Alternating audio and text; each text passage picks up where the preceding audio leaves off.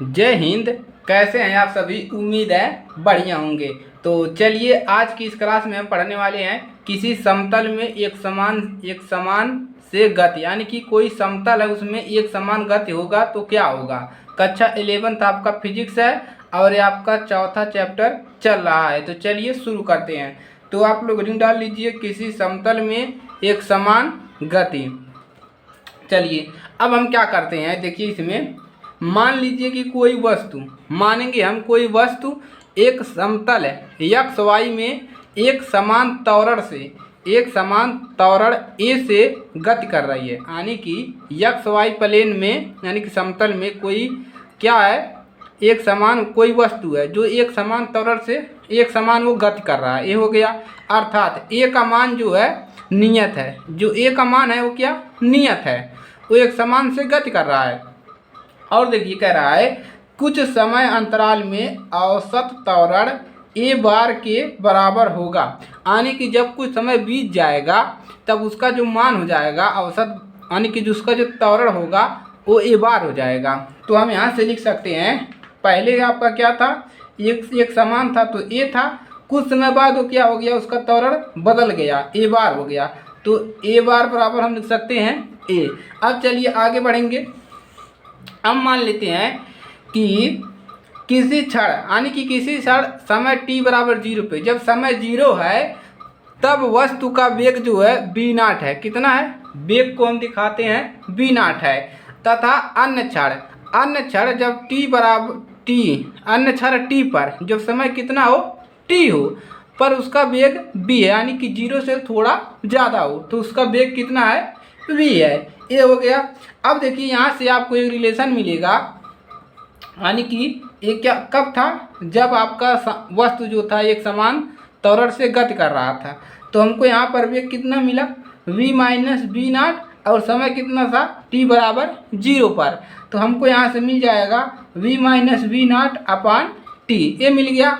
अर्थात हम इसको लिख सकते हैं, यानी कि वेग बराबर v0 प्लस ए टी। देखिए यहाँ से इसको हम यहाँ पर इसका गुणा कर देंगे और ये ऊपर आ जाएगा, तो ये हमें जाएगा v0 प्लस ए टी। तो बस इक्वेशन नंबर हो गया आपका एक, समीकरण एक बन गया। अब चलिए अब इस समीकरण को हम सदिशों के रूप में व्यक्त कर सकते हैं। किसके रूप में, सदिश के रूप में। जैसे x और y अक्ष में आपका जो है प्लेन में, यानी कि समतल में गति कर रहा है, तो x के लिए लिखेंगे एक बार और एक बार y के लिए लिखेंगे। तो कैसे लिखेंगे, देखिए यहाँ पर देखिए सभी जगह पर हम क्या कर देंगे, x अक्ष के लिए लिखेंगे तो हम सभी की जगह पर x लगा देंगे।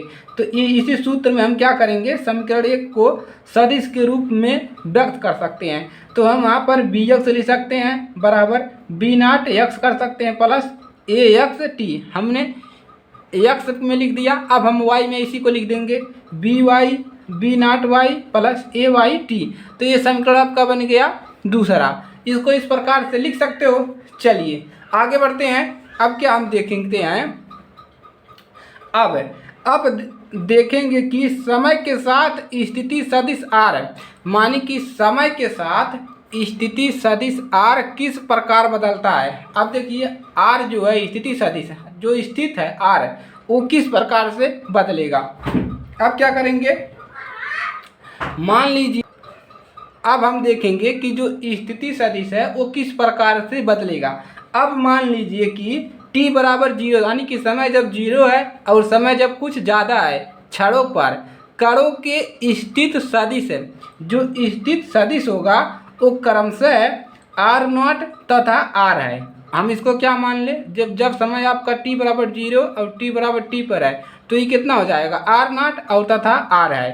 तब इन क्षण पर कण का जो वेग होगा, अब कण का वेग का हो जाएगा v0 तथा v होगा, इतना वेग हुआ हो ही, खाली इसमें स्थिति सदिश r इसमें आ जा रहा है।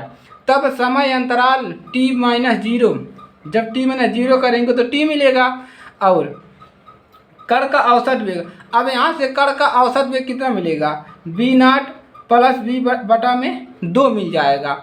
अब देखिए अब विस्थापन कितना मिलेगा, आपका भी जो विस्थापन हो रहा है r माइनस r0, देखिए यहाँ से r और r0 तथा r विस्थापन हो रहा है स्थिति सदिश में, ये मिल जाएगा।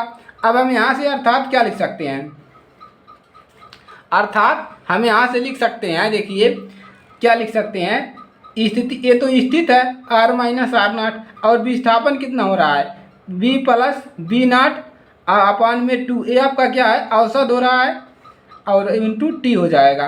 अब देखिए यहाँ से हम क्या लिख सकते हैं, b के स्थान पे हम क्या लिख सकते हैं, b के स्थान पे देखिए b के स्थान पे हम लिख सकते हैं, यहाँ से देखिए b बराबर क्या लिखते हैं बी नाट प्लस ए टी, तो यहाँ पर मान रखेंगे तो b के स्थान पे बी नाट प्लस ए t plus b naught upon में 2 बड़ा, और बाहर में आपका आ जाएगा समय t, इतना हो जाएगा। अब चलिए आगे क्या मिलेगा हमको, स्थिति सदिश। स्थिति सदिश देखिए क्या मिल जाएगा हमको, यहाँ से हमको मिलेगा r minus R naught into देखिए बी नाट प्लस 1 अपान आ जाएगा ए टी प्लस और ए टी स्क्वायर, देखिए इतना मिल जाएगा। देखिए यहाँ से क्या मिलेगा, इसका करेंगे T square A T square और बी नाट, और देखिए बी नाट कॉमन हो जाएगा इसमें, देखिए इसमें से इसमें एक कॉमन हो जाएगा और ये आ जाएगा 1/2 ए टी स्क्वायर, ये कॉमन हो रहा है इसमें, देखिए इतना अलग है इतना अलग है, तो इसको कॉमन कर लेंगे तो हमको मिल जाएगा ए टी स्क्वायर, इतना मिल गया। अब देखिए अब हम r का मान निकाल लेंगे स्थिति सदिश से, तो निकलेगा r बराबर आर नाट प्लस और निकलेगा B naught T plus 1/2 A T, इतना निकल जाएगा समीकरण नंबर 3। अब देखिए समीकरण 3 को घटकों के रूप में व्यक्त कर सकते हैं। अब हम इसको क्या करेंगे, दोबारा से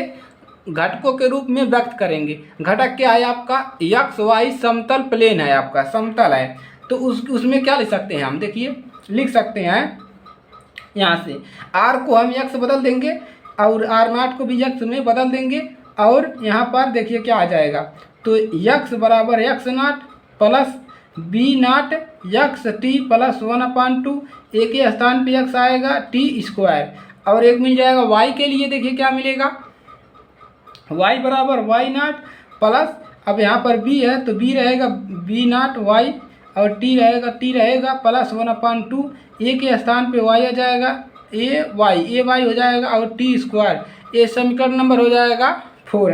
अब देखिए ये क्या बता रहा है, अब देखिए ये आपका मिल गया, सूत्र मिल गया, एक्स व वाई दिशाओं में गतियाँ एक दूसरे पर निर्भर नहीं करती है, यानी कि ये जो गति है एक्स वाई ये क्या करेगी, एक दूसरे पर निर्भर नहीं करेगी। तो यहाँ से आपको सूत्र मिल गया, एक सूत्र तो आपको ये मिल गया, देखिए यहाँ से आपको एक तीसरा वाला सूत्र मिल गया, ये आपको ये आपका सूत्र, इसको याद रखेंगे। और आपको एक सूत्र और मिला है यहाँ से, देखिए आपको इसको भी याद रखना है, इसको घटा, और ये आपका मेन सूत्र आपका ये है बी बराबर बी नाट प्लस ए टी, इस पर हम प्रश्न करवा देंगे। और आपका देखिए मेन सूत्र आपका यही है, मेन सूत्र यही है, तो इस पर हम प्रश्न करवा देंगे और इसको इस फार्म में लिखना भी बता देंगे। तो चलिए दोस्तों आज के लिए सिर्फ इतना ही, और उम्मीद है आप लोगों को यह समझ में आया होगा। इसको 1 या 2 बार तैयार कर लीजिएगा, लिख करके तैयार हो जाएगा, कोई दिक्कत नहीं आएगा। तो चलिए आज के लिए सिर्फ इतना ही, मिलेंगे अगली क्लास में, तब तक के लिए जय हिंद जय भारत। पढ़ाई करते रहिए और एंजॉय करिए।